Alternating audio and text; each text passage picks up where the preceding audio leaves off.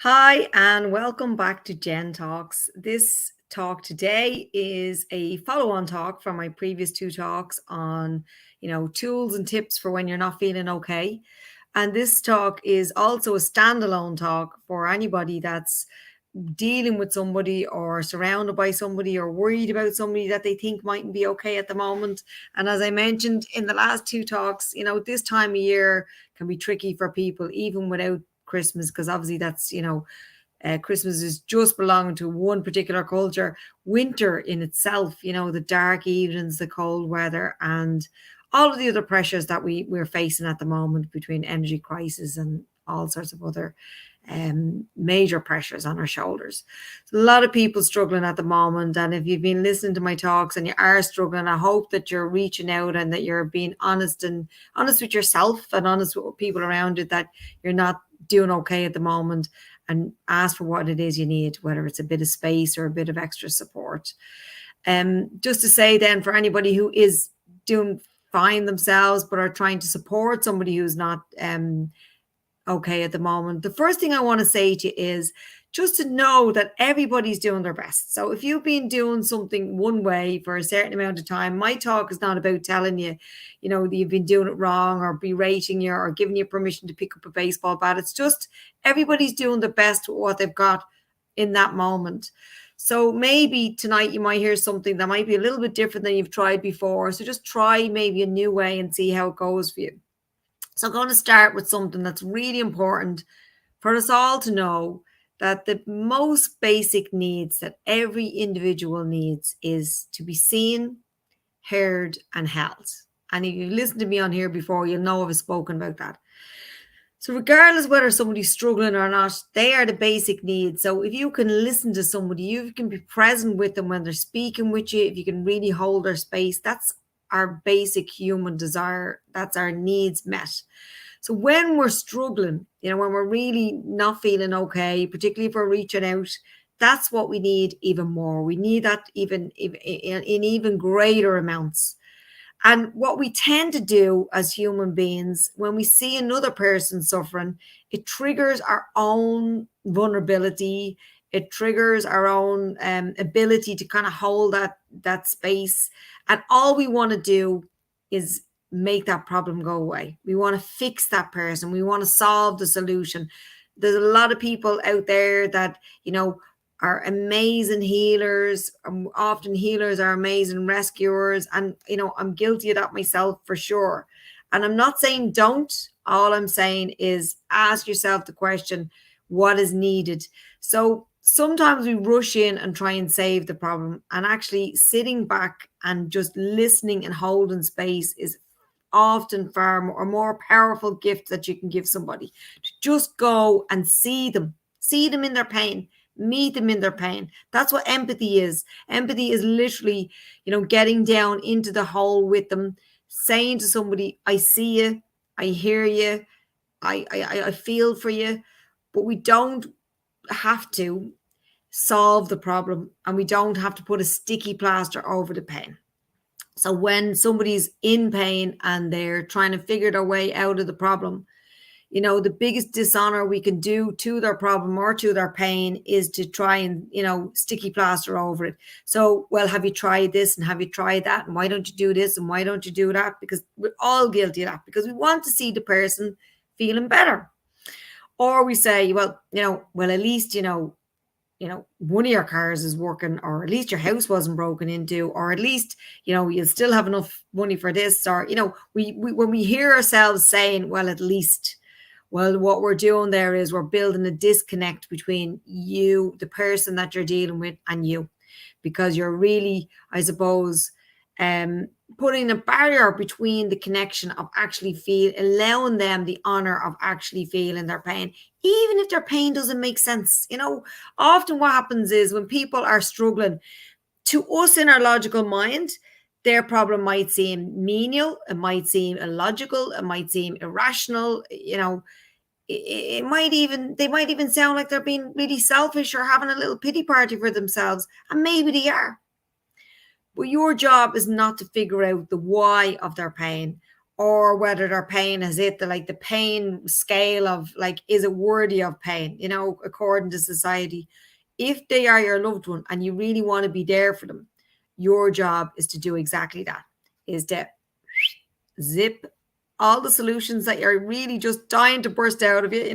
It happens to me all the time in my coaching practice, and to listen and to hold space. And what we mean by holding space is that you're not talking over them. You're not in competition with their pain. Oh yeah, that happened to me before last week. You're just literally listening and you're saying, God, that must have been hard for you. Or I can imagine that must be very difficult. And how are you now?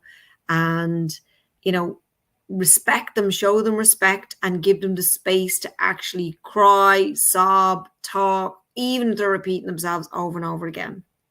And then, of course, we don't want to leave people. Of course, our natural, I suppose, helper and kindness in us, and even compassion wants us to help. So here are the two statements. Both of them have 4 words, and they are the most powerful sentences that you can say to somebody that is struggling. How can I help? Or if you don't want to say, how can I help? What do you need? What do you need? What do you need from me? Or what do you need? And when you're struggling and somebody says those words to you, it's like as if the clouds have parted and there's a ray of sunshine. Because often what happens is when we see people struggling, we say, oh, I know what you need. You need to go out and have a walk. Let's go for a walk together. Or you need to have this, or you need to mind your kids, or you need to have a night out. We're telling them what we think they need. And of course, we're doing our best to try and support them. So we're doing our best. So don't beat yourself up if this is what you've been doing in the past.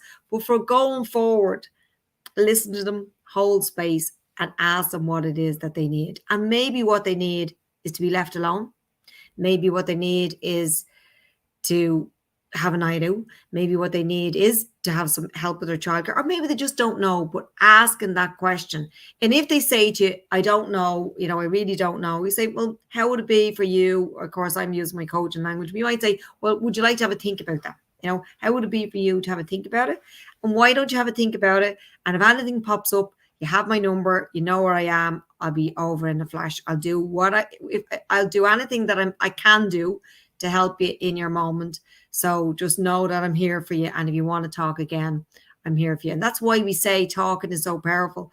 Talking is powerful, but often when people are struggling, they're talking to people who are not really listening. The people that are listening are often, so busy trying to fix things and to save people and to find solutions.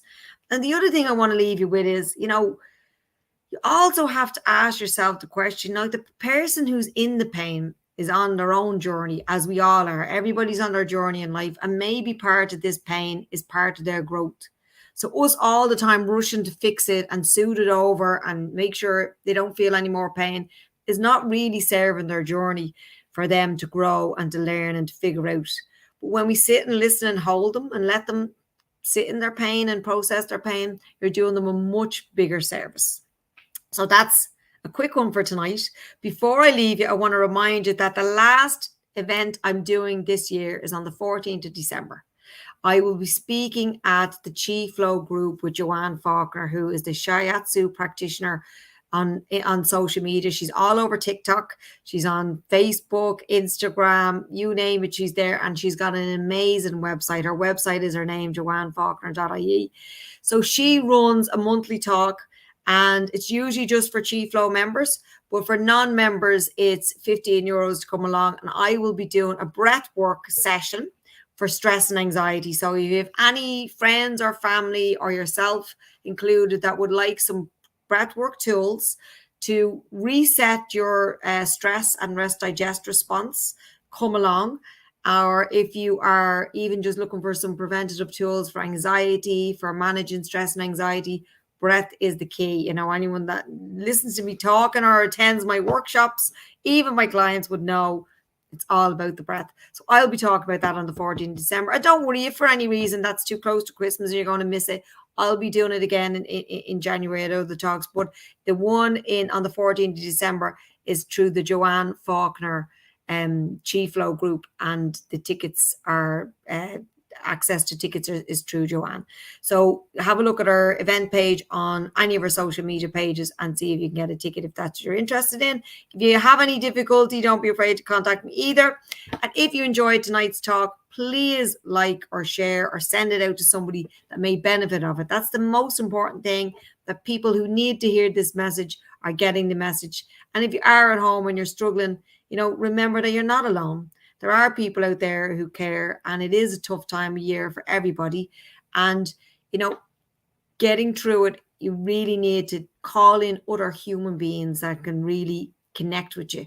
And don't be afraid to contact me through social media if there's anything I can do to support you.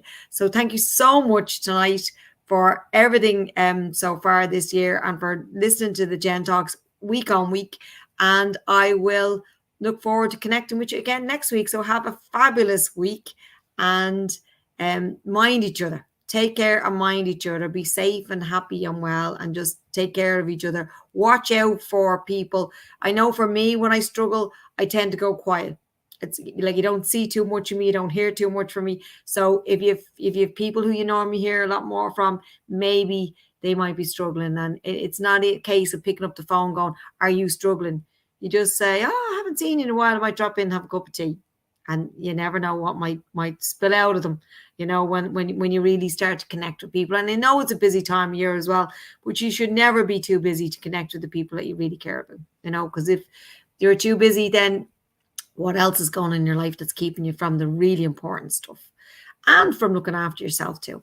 So take care. And that's all for me for tonight. And I'll see you back here next week. Thank you.